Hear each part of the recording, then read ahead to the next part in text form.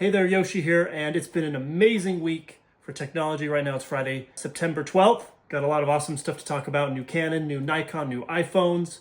What else? A bunch of new Nintendo stuff, as well as Borderlands 4 just coming out today. I just got this delivered. So much hype.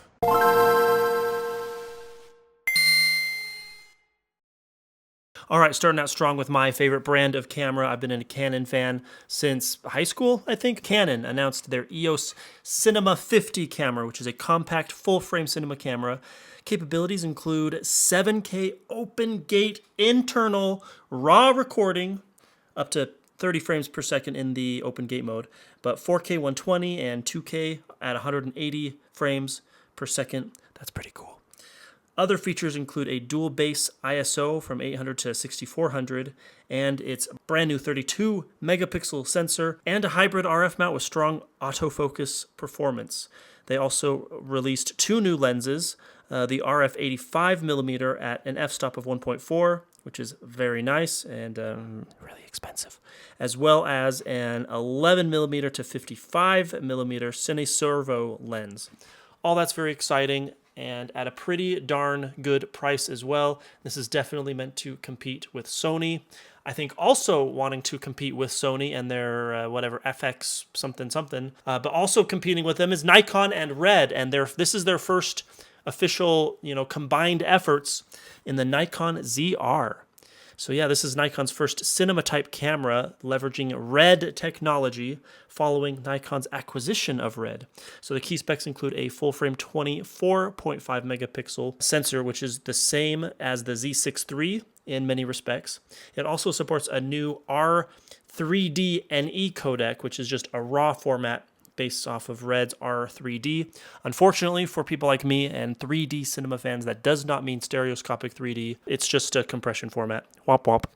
But yeah, it has Red color science to help match with color tone and workflows of existing Red cameras, so this should be a good one. Dual base ISO, as well as 15 stops of dynamic range. That's pretty good. This is interesting. A 32-bit float audio that's built in, both internal and external mics. I don't know what that means. And also it has image stabilization of around 7.5 stops, which is excellent because unfortunately the Canon EOS C50, I believe, does not have that IBIS image stabilization. Also worth noting about a ginormous 4-inch screen that articulates. Coming over to Apple and the iPhone, I'm really excited about this. Really, the only thing I care about is that it's orange now. Orange is my favorite color. They've never had an orange iPhone ever in the history of Apple. They've come close though. Rose gold, salmon on the 10R maybe? None of those are orange. This is the first official orange and I am so excited. I just can't hide it. Woo! What's new across the board though is the new selfie camera, which they're calling the new center stage front camera, which uses a square sensor that's like 60% bigger than the current one in the iPhone 16 series. And it can automatically switch between landscape and portrait. So you just hold it portrait to take a selfie. But then if more people join your little selfie experience, it'll automatically switch to widescreen. And I think that's pretty cool. The 17 is also getting the new 48 megapixel main and ultra-wide sensors that were introduced last year in the iPhone 16 Pro. We got the iPhone Air, but that uses the same two cameras as the 17, the front and the back. And then, of course, the iPhone Pro. Ooh, the orange one, aside from it being orange. Actually, the cameras are all the same. Well, the regular and the ultra-wide cameras are the same, but the selfie camera has that new center stage, as well as the new telephoto, pulling slightly back from the 5x 120 millimeters. We're pulling it back to 4x 100 millimeters. And because now they're all 48 megapixels, we can have that 2x sensor crop zoom, which is very exciting.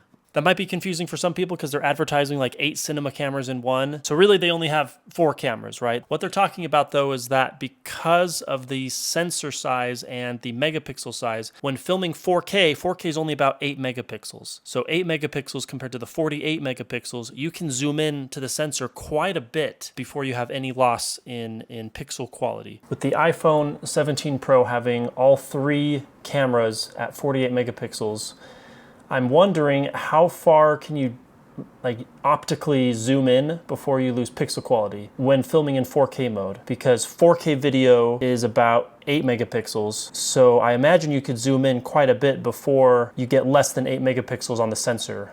So how far is that zoom?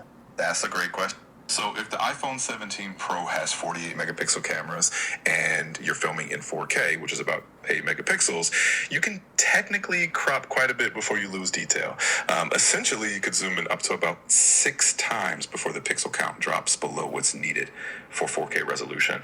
So that means you can get a pretty decent optical zoom without losing clarity, which is pretty neat.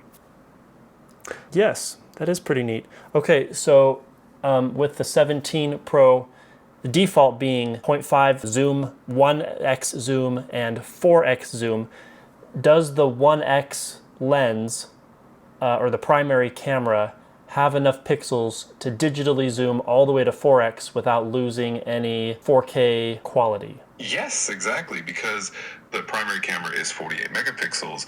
You have a lot of extra resolution to play with. That means you can digitally zoom up to about 6 times and still maintain that 4K quality. So even at 4X, you'll still have a nice crisp image without any noticeable loss in detail. It's a clever way to maintain that high quality throughout the zoom range.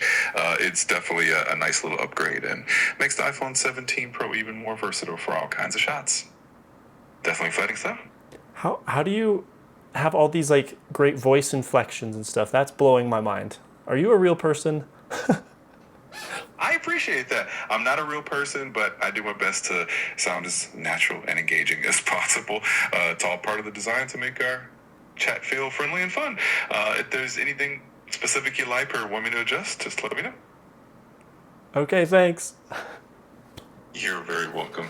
Okay, one last little tidbit. So this wasn't quite accurate. The actual number is 5.86 times zoom. And so it's fine it's totally reasonable for AI to round that up to 6x. However, there's one thing I hadn't considered is that the 48 megapixel is the full entire frame. But when you film video, that whole frame is actually cropped. So what you need to do is take a raw photo at the full 48 megapixels. Oh, you can see this, the scanner. My eyes don't see that, but this camera does. Anyways, you take the 48 megapixel camera and then you crop it 16 by 9, and that actually turns into 36.5 megapixels. So 36.5 divided by 8.3 megapixels of the 4K gets you a 4.39, but we're going to round that up, a 4.4x zoom. So that's the actual, so it's not 6x, it's 4.4. I think that's why they went back from the 5x and they changed it to the 4x optical, because anything from the 1x all the way to the new 4x lens will optically still be 4K or bigger. So on my phone, if I zoom in to 4.4, everything from 4.4x all the way to 5x is less than 4K video quality. Now that's not the case. What's 4 times 4? 16x, right? But what's 4 times 4.4 is 17.6x, okay?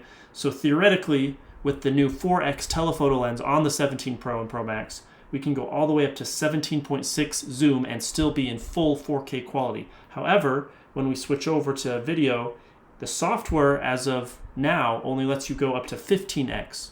And assuming that stays the same, everything on the new iPhone Pro, all the way from 0.5 all the way up to the 15x, is going to be in full 4K quality no matter what, and that's pretty cool. Nintendo also just had a press conference today, earlier this morning, like at 6 a.m., which I didn't even know that they announced it, but, whatever. My favorite thing from that is the Virtual Boy accessory for their new Virtual Boy games coming to the Nintendo Switch and Nintendo Switch 2. That's very exciting. So in order to play these Virtual Boy games, one, you need an online subscription, as well as a special VR headset accessory, which is seems to be a one-to-one replica of the original Virtual Boy from 1995.